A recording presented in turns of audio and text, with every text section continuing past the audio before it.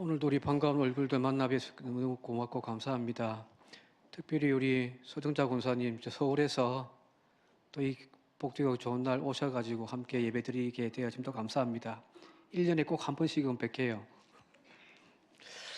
오늘 모든 은혜를 기억하며 감사하는 감사절기입니다. 그런데 이 감사절이 늘 반복될수록 우리의 감사의 고백은 넘쳐나는 것 같은데 그 감사의 무게는 점점 가벼워지고 있지 않는가 하는 생각을 해보게 되어집니다. 특히 오늘처럼 모든 것이 풍성한 추수의 또한 결실의 이 계절에 드려지는 이 감사는 이 풍성한 것만큼이나 그 이유도 조건도 많아졌잖아요. 그죠? 자, 그러나 감사의 고백, 감사의 말들은 많아져 있는데 그 감사의 깊이, 내 마음을 울리는 그 감사의 진한 감동은 얼마만큼 무겁고 또 깊이가 있는가 한번 우리 스스로를 되돌아 보았으면 좋겠습니다. 감사로 드리는 예물의 무게는 무거워졌습니다. 헌금의 봉투는 두터워졌는지도 모르겠습니다.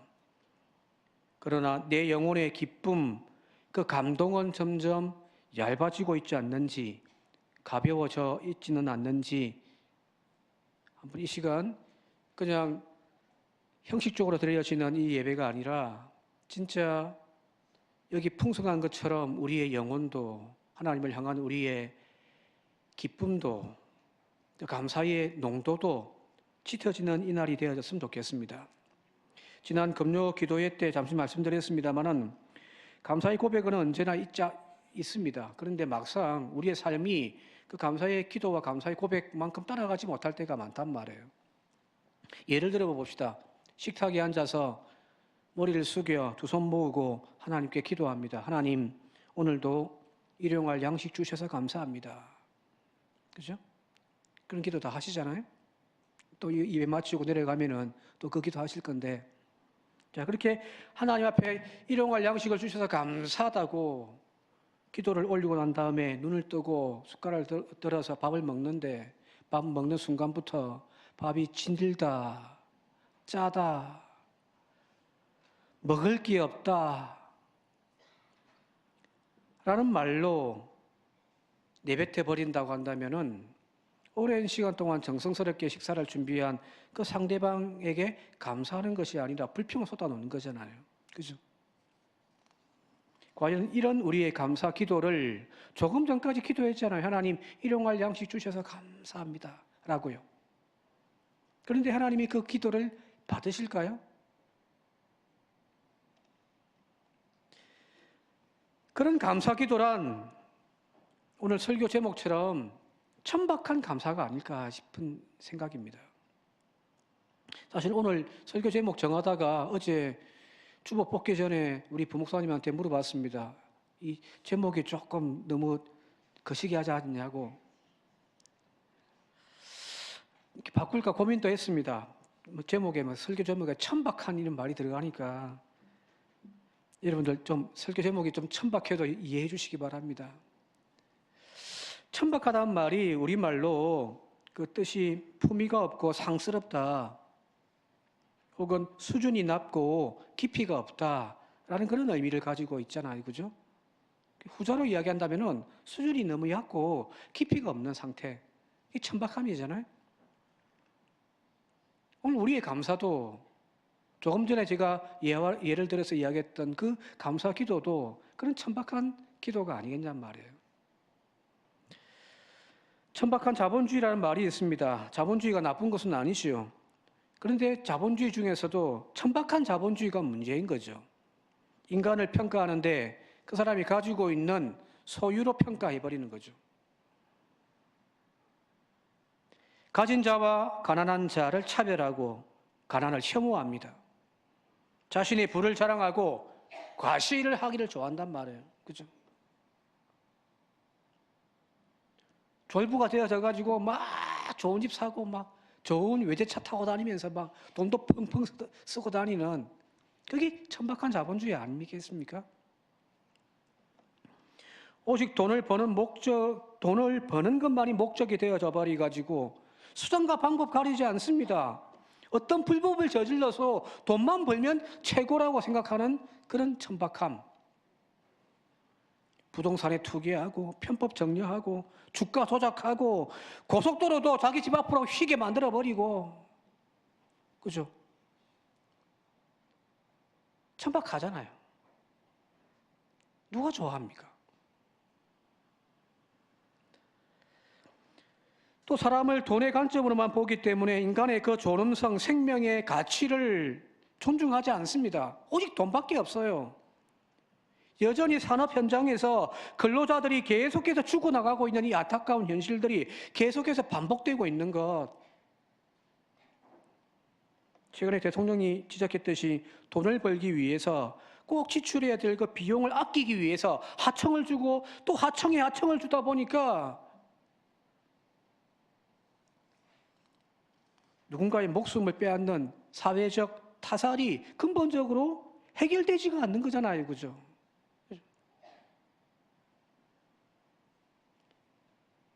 사람의 목숨을 돈으로 환산해버리는 이 천박한 자본주의가 문제인 거잖아요.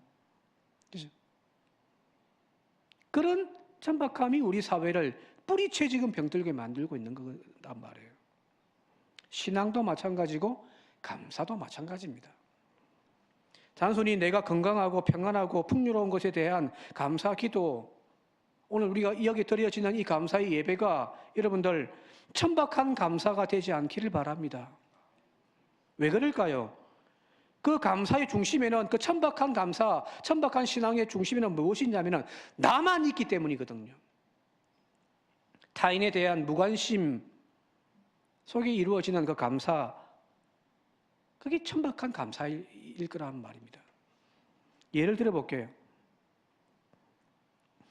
어느 추수감사절에 한 성도가 이 예배 시간에 자신이 그동안 추진했던 사업이 잘 되어가지고 하나님 복 주신 것에 감사해서 수천만 원을 감사헌금으로 딱 올렸다고 한번 생각해 보십시오. 그리고 그 감사헌금 봉투를 금액을 딱 보니 아무개 장로라고 합시다. 그냥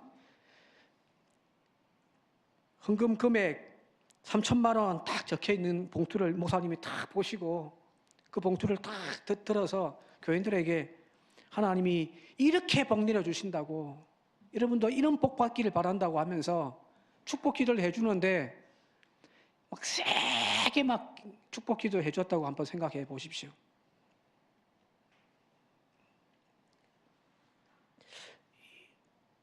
감사해서 감사기도 드린 것 뭐가 잘못이에요? 축복받은 것에 대해서 자랑하고 축복 기도해 주는 것이 뭐가 잘못되어졌겠습니까마는 그 이야기를 듣고 그 기도를 듣고 있던 여기 앉아있는 어떤 한 분이 얼마 전에 직장에서 일자리를 잃어버린 채 지금 어떻게 먹고 살아야 될지를 고민하는 그 한 집사가 그 이야기를 듣고 조용히 고개를 숙인다면, 지금 어머니 병원비 때문에 힘겨워하던 또 어떤 분이 그 모습에 조용히 고개를 떨군다면, 분명 그 기도는 감사의 기도일 수는 있었지만 동시에 누군가에게는 상처가 되기도 한다는 거잖아요. 왜 그렇습니까? 나의 감사가 누군가의 눈물을 보지 못했기 때문이거든요. 그죠? 목사하면서 참 힘든 것 중에 하나가, 저도 자랑할 거 참 많습니다. 자랑하고 싶을 때가 있습니다. 그런데 내 자랑을 듣는 그 어떤 성도 하나가, 제가 만약에 제 딸을 위해서 막 자랑을 한다고 해보십시다. 제가 설교하면서 딸 이야기 자주 하는데, 딸 뭐 잘 되고 뭐 이쁘다고 설교하던가요. 못 되는 거 이야기를 하지. 왜 그러냐면 자랑할 것이 없어서가 아니라, 예를 들어서 저희 딸이 뭐 공부 잘해가 상 받았다, 서울대학교 들어갔다, 하나님 감사합니다, 저 이렇게 축복받았습니다, 이 자리에 서서 그렇게 설교를 한다면 교인 중에 딸 하나가 있는데, 혹은 자녀가 있는데, 똑같이 대학 입시에 넣었는데 낙방했다고 하는 가정이 있다면 상처되지 않을까요? 그죠? 그래서 안 하는 거예요. 많은 액수에 감사한 것이 잘못된 것은 분명히 아니죠. 그러나 그 헌금 봉투를 들고서 모든 교인들에게 하나님 축복 받으려면 이렇게 받으라고 이야기를 하는 둥 다른 어떤 헌금보다 그 헌금에 집중하여 더 열정적으로 기도하는 그 축복의 기도는 분명 누군가에게는 상처가 되어진다고 한다면 그것은 분명히 천박한 감사일 겁니다. 나만, 우리만 감사하는 그 감사, 이것이 바로 천박한 자들의 감사고 천박한 자들의 신앙이란 말이에요. 여러분 잘 아시는 누가복음 14장에 예수님께서 제자들에게 들려주는 이야기 중에 하나가 성전에서 바리새인과 세리의 기도를 이야기하시거든요. 자, 11절에 같이 한번 읽어볼게요. 11절 함께 읽겠습니다. 시작. 바리새인은 서서 따로 기도하여 이르되 하나님이여 나는 다른 사람들 곧 토색, 불의, 간음하는 자들과 같지 아니하고 이 세리와도 같지 아니함을 감사나이다. 13절 계속 읽을게요. 시작. 세리는 멀리 서서 감히 눈을 들어 하늘을 쳐다보지도 못하고 다만 가슴을 치며 이르되 하나님이여 불쌍히 여기소서 나는 죄인이로소이다 하였느니라. 여기 보면 이 바리새인의 기도가 얼마나 당당해요. 하나님 고기를 들고 그 따로 탁 물이 벗어나서 따로 서서 기도를 하는데 뭐라고 기도하냐면은 토색하는 자, 불의하는 자, 간음하는 자, 저 세리들과 같지 아니함을 감사합니다라고 이야기를 하고 있단 말이에요. 그죠? 저들보다는 내가 더 의로운 것을 자랑할 수도 있겠죠, 그죠? 그런데 이 감사 기도가 여러분들 이뻐 보입니까?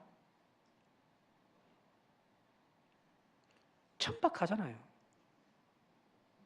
뭐라고 했냐면 바로 옆에 서 있는 세리가 있는데 이 세리와도 같지 아니함을 감사합니다라고 하니 그 옆에 서 있던 세리가 멀리 서서 감히 눈도 들지 못한 채 죄인입니다.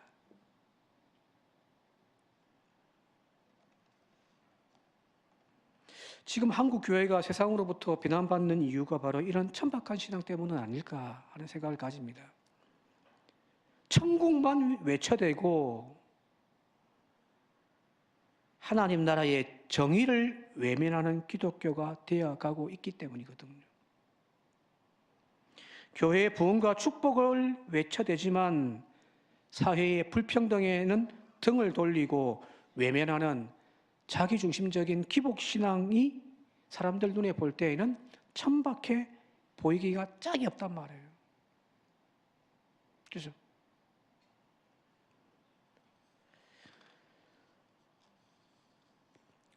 버트란트 러셀이라고 하는 사람이 적었던 책 중에 하나가 나는 왜 기독교인이 아닌가 하는 유명한 책이 있습니다.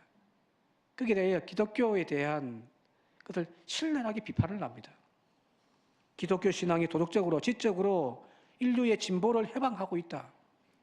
또한 종종 위선과 천박함을 드러내고 있다는 것을 조목조목 따져가지고 기독교를 비판하는 책입니다. 지금 오늘날 현대 사회가 이 기독교에 대한 러셀의 비판적 인식이 전반적인 사회 전반적으로 지금 다 퍼져나가고 있는 추세란 말이에요. 그죠? 더 이상 기독교는 매력적인 종교가 아니라 세상 사람들로부터 손가락질 받는 천박한 종교로 외면당하고 있는 현실이 되어져 가고 있습니다. 왜 그럴까요? 분명 우리의 모습에 그런 천박함도 있습니다.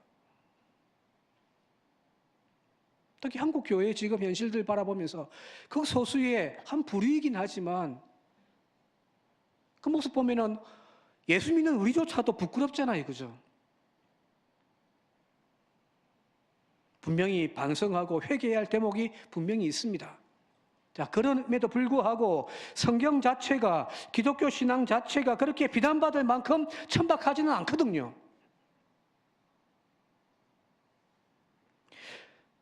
제가 만약에 목사를 안 했으면 저도 아마 교회를 안 나갔을 것 같아요. 이 원래 워낙에 비판 의식이 많아가지고. 근데 제가 지금까지 성경을 배우고 익히고 설교하고 하면서 지금까지 제가 기독교 신앙에서 벗어나지 않는 이유가 뭔지 아십니까? 성경의 심오한 진리 때문에 매료되었기 때문입니다. 사랑, 생명, 정의, 평화, 이 어두운 세상을 밝힐 등불과 또한 지혜가 이 성경의 하나님 말씀 가운데 있음을 저는 발견했기 때문이에요. 기독교가 성경이 그렇게 천박하지 않단 말이에요. 오히려 이 성경을 보고 세상을 바라볼 때에 세상이 더 천박하지.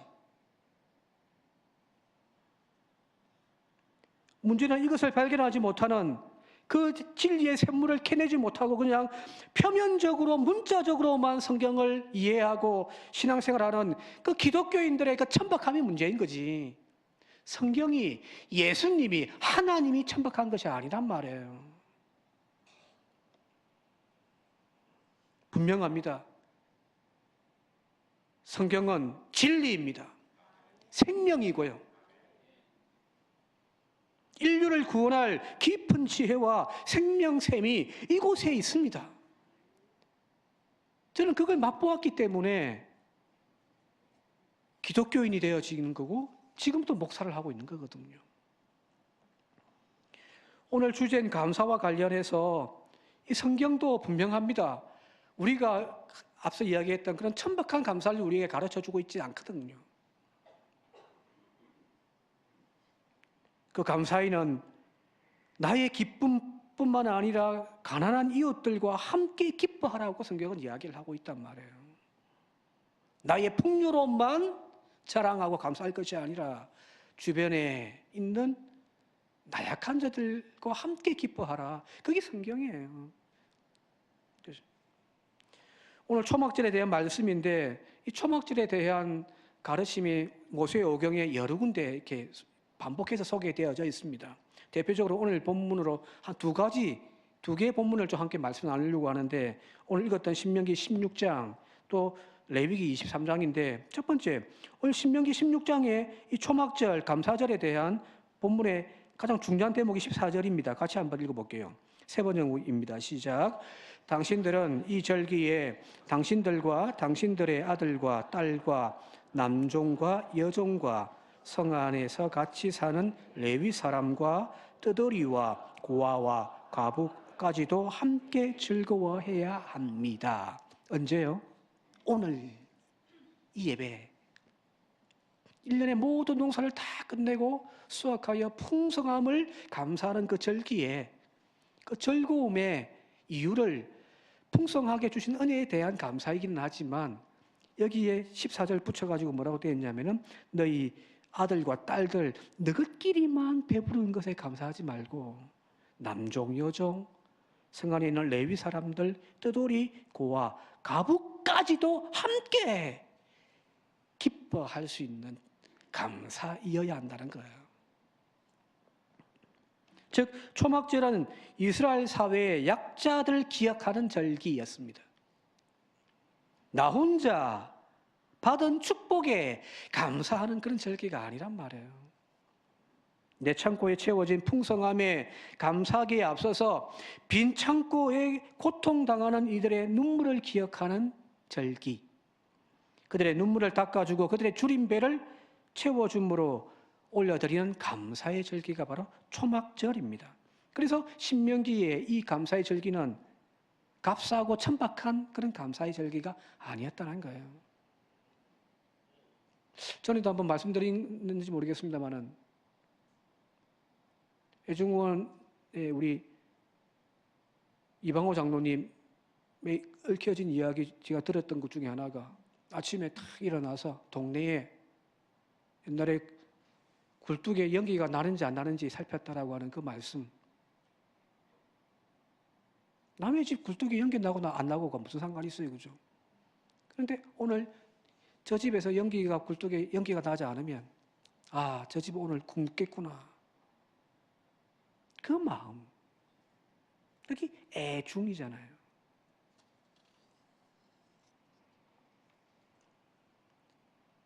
그런 마음으로 드려지는 감사의 깊이가 있지 않겠습니까? 그죠?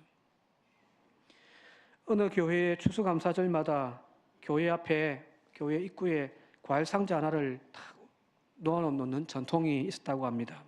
성도들은 각자 자기 집에서 가져온 과일 상자를, 과일들 혹은 여러 가지 곡식들을 그 바구니 안에 담아두는 거예요. 그리고 그것 가지고 이제 이웃과 나누는 겁니다. 그런데 한 아이가 사과를 가지고 왔는데 그 바구니에 과일을 넣으려고 하다가 가만히 사과를 쳐다보고 있는 거예요. 그러니 갑자기 이 사과를 집어 넣고서 조금 전에 사과보다 더 작은 사과를 끄집어내 가지고 넣더랍니다. 근데 그 광경을 지켜보고 있던 목사님이 아이에게 묻습니다. 왜 큰 사과를 넣지 않았니? 그때 이 아이가 이렇게 이야기를 했다고 합니다. 이건 그게 큰 사과는 엄마가 저한테 주신 제일 맛있는 사과예요. 하나님께 드리는 거니까 조금만 드려도 되지 않을까요? 여기 하나님께 드린 건 많은데. 자, 이 말을 들었던 목사님이 잠시 고민을 하다가 조용하게 이렇게 이야기를 했다고 합니다. 하나님은 네가 드린 사과보다 너의 마음이 얼마나 이웃을 향하고 있는지를 더 기뻐하신단다. 그리고 이 아이는 다시 집어넣었던 큰 사과를 끄집어내어서 조금 전에 그 사과와 바꾸어서 다시 내더라는 거예요. 이 아이는 지금 이 초막절의 정신을 제대로 배운 거죠. 감사는 하나님이 내게 허락하신 풍요를 누군가의 눈물을 배려하고 그 또한 그 배고픔을 채워가기 위하여 축복의 통로로 사용하는 것, 그것이 진짜 감사해요.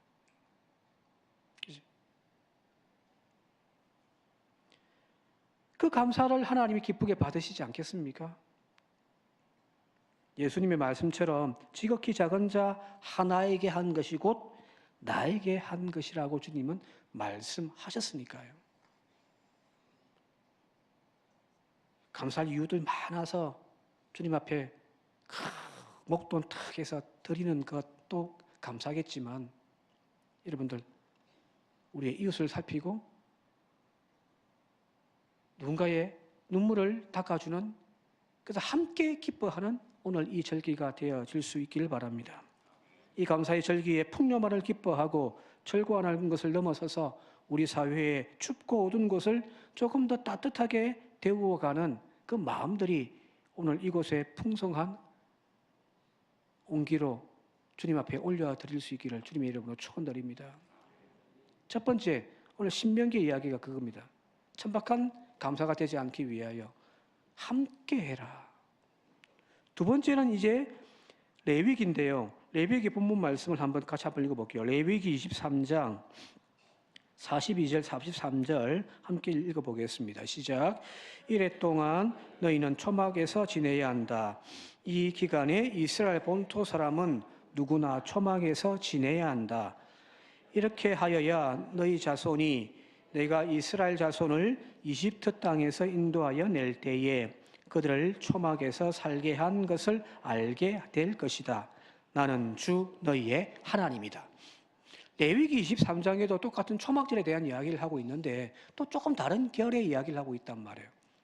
이 초막절을 일주일 동안 지키는데 뭘 해야 되냐면은 초막을 지으라는 거예요.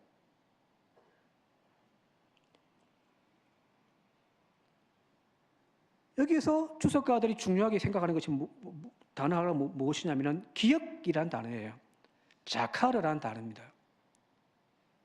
이 자카르란 단어의 의미 중에 하나가 어떤 뜻이냐면은 사람들이 망각해서 잃어버린 것들을 다시 일깨워서 기억나게 만드는 것, 이게 자카르의 의미거든요. 잃어버렸는데 깨우쳐서 다시금 생각나게 만드는 것. 자, 그런데 무엇을 기억하는 거죠? 뭘 기억해야 되는 거예요?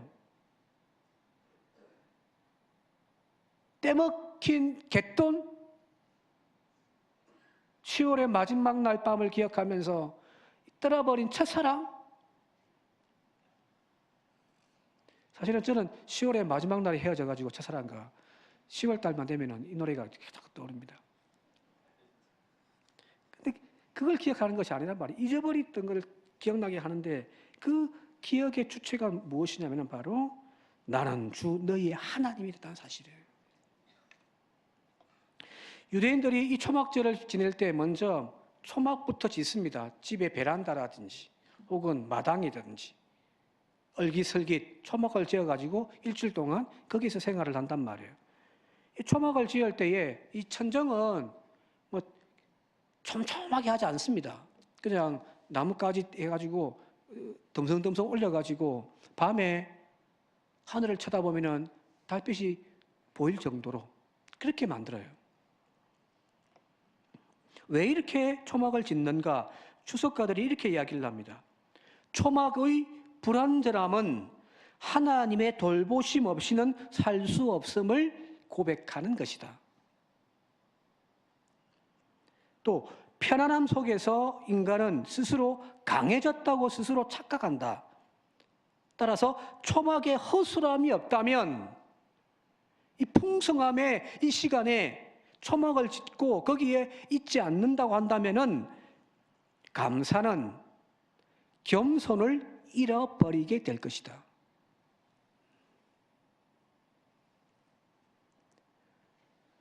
모든 것이 지금 다 풍요롭잖아요. 광야의 시간을 지나와서 가나안 땅에 정착해가지고 농사해서 수확해서 창고가 채워졌고 1년에 모든 농사 다 지어가지고 먹을 것 가득가득한 풍요의 그때에 오히려 초막에 들어가게 만들어버렸단 말이에요.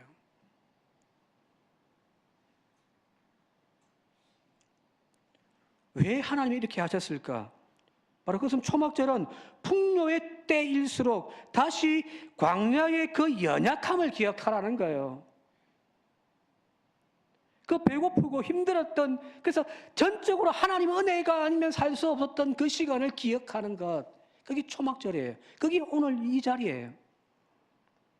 가나안 땅에서 자유인으로 이전에 저 애굽의 종살이하며 육체적인 고통의 시간을 기억하게끔 만드는 거예요.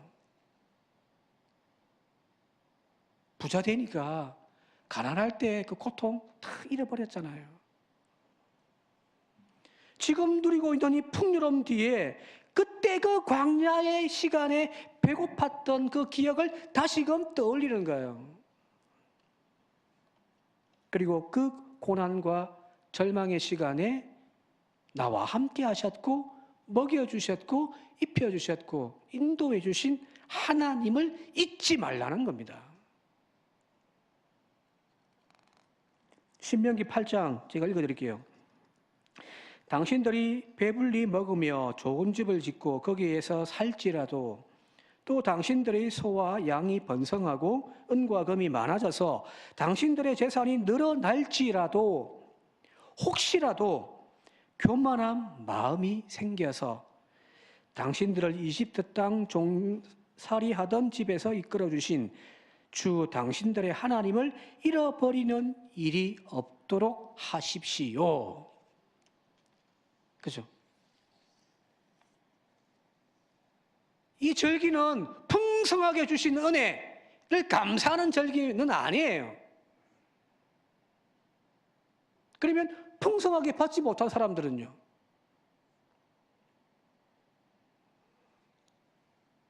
이 절기는 그 고난의 시간 속에서도 여전히 나와 함께 하셨고 그 절망 속에서도 포기하지 아니하고 또 일어날 수 있도록 힘 주시고 용기 주시고 여기까지 인도해 주신 하나님을 기억하는 날이에요.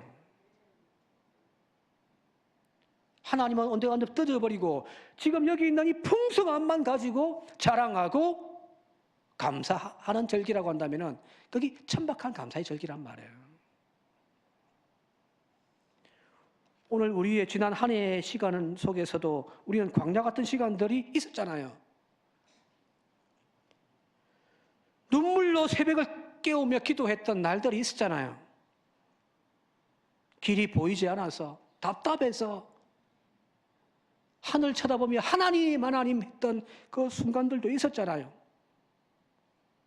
내 손에 아무것도 없어가지고 하나님 옷자락 붙잡았던 그 시간들도 있었잖아요. 그때 우리는 분명히 하나님만이 나의 힘이다고 우리는 고백하며 기도했잖아요. 그죠?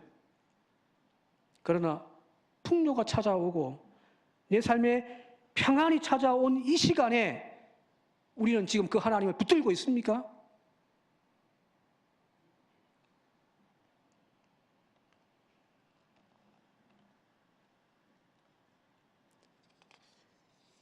침상에서 아파가지고 고쳐달라고 눈물을 흘리면서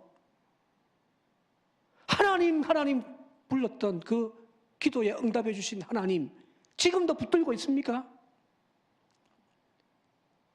자식 문제 때문에 너무너무 속이 상해서 주의 재단 앞에 나와서 하나님 저 자식 좀 붙들어 달라고 눈물 호소하며 기도했던 그 시간이 지나서 지금 여전히 여러분들 하나님 앞에 감사하며 기도하고 있습니까?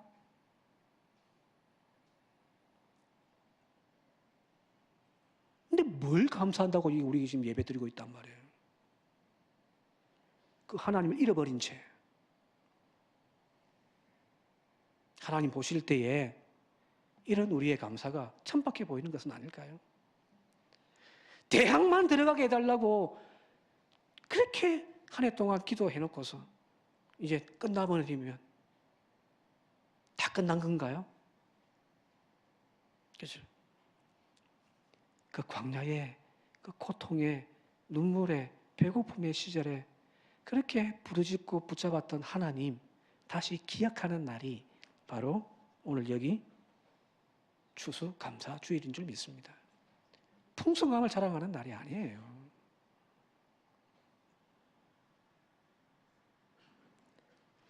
중동의 어떤 한 선교사가 들려준 이야기인데요.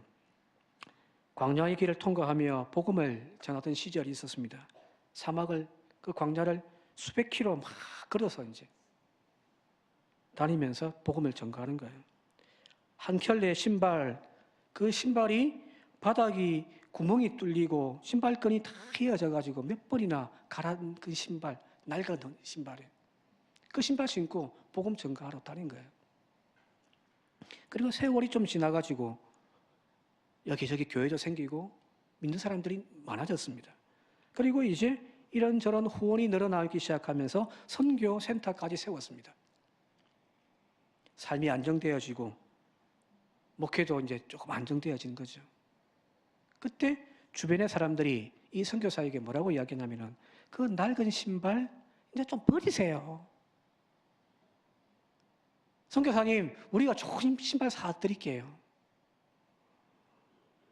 그런데 이 선교사는 그 신발을 버리지 않았다고 합니다. 그러면서 이렇게 이야기를 해요. 이 신발은 제가 광야의 하나님을 기억하게 해 주는 겁니다. 광야를 잊어버리면 지금의 사역은 교만이 되어 버릴 겁니다. 무슨 말인지 아시겠죠? 감사는 오늘 가지고 있는 것을 하나님 앞에 올려드리면서 하는 고백이 아니라 사실은 과거에 하나님이 하신 일을 기억하는 시간입니다. 다시 말씀드릴게요. 감사의 이 절기는 오늘 내가 가지고 있는 것을 바라보는 것이 아니라 과거에 여기까지 인도하신 하나님이 하신 일을 바라보는 겁니다. 그 은혜를 내 영혼 속에 붙들고 또 다짐하는 시간, 그게 감사절이 되어져야 할 줄 믿습니다. 오늘 이 감사를 회복하는 저와 여러분 되시길 바랍니다. 오늘 이 셋째 주일날 여기저기서 감사주일 드릴 건데 하나님이 저기 보고서 고개 돌리시는데 오늘 이 자리 우리들의 모습 보고서 아, 고맙다 라고 주님께서 해 주시면 좋겠습니다. 이제 말씀 정리하며 마치도록 할게요. 오늘 이 설교를 통해서 이 한 가지는 우리의 마음에 새기고 갑시다. 함께 같이 한번 큰 소리로 읽고 설교 마무리하도록 하겠습니다. 영상 한번 보여주시겠습니다. 함께 읽겠습니다. 시작. 초막을 잇는 순간 감사는 교만이 되고 광야를 기억하는 감사는 언제나 은혜가 된다. 그죠? 초막을 잃어버리지 않길 바랍니다. 풍요롭지만 잘 살고 있지만 그래서 천박한 나의 부를 자랑하고만 사는 저와 여러분들이 아니라 여기까지 인도해 주셨던 하나님을 자랑하며 살아가는 우리 모두가 되시기를 주님의 이름으로 축원드립니다. 함께 기도드리겠습니다. 아버지 하나님, 이 추수감사의 풍성함을 고백하며 즐기는 이 감사절기에 우리가 무엇을 새겨야 하는지를 오늘 본문 말씀을 통하여 두 가지 배웠습니다. 나 혼자의 부유함을 자랑하는 저희들이 되지 않게 하옵소서. 주변에 아프고 눈물 흘리고 상처받은 이들이 없는지를 살피며 함께 기쁨으로 나아가는 이 예배가 되게 하시고 또한 풍성한 조건만을 자랑하는 감사하는 이 자리가 아니라 여기까지 인도하시고 역사하시고 함께 하셨던 하나님의 은혜를 기억하며 감사하는 자리 되게 하옵소서. 예수님 이름으로 기도드리옵나이다. 아멘.